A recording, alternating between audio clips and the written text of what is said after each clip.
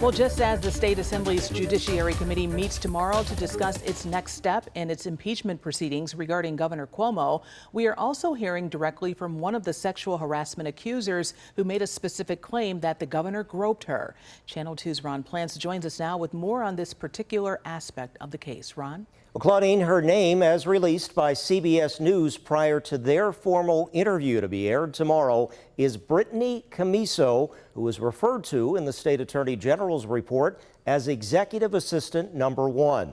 Camiso, or Executive Assistant Number 1, telling reporters or investigators that she was groped by the governor last year in the executive mansion.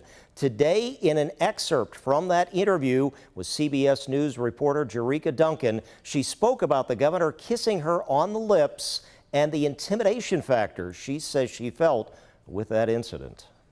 And they started to be hugs with kisses on the cheek. And then there was at one point a hug.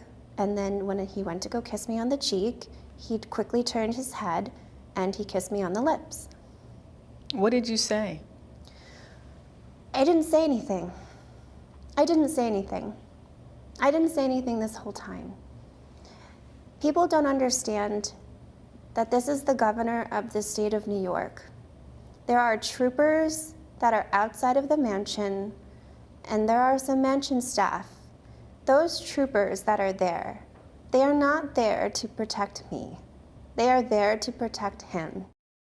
Of course, yesterday, we also heard from the governor's lead attorney, Rita Glavin, who told CNN in an interview that there are factual issues as she poked holes in the accounts of Executive Assistant Number 1, or Camiso, and attacked her credibility.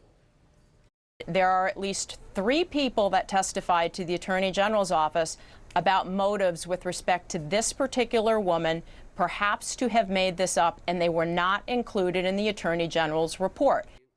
And we also learned yesterday that a woman had filed a criminal complaint that the Albany County Sheriff was investigating, and that while he did not specifically identify the victim, it is believed that Camiso is the one who filed that complaint with the sheriff's office.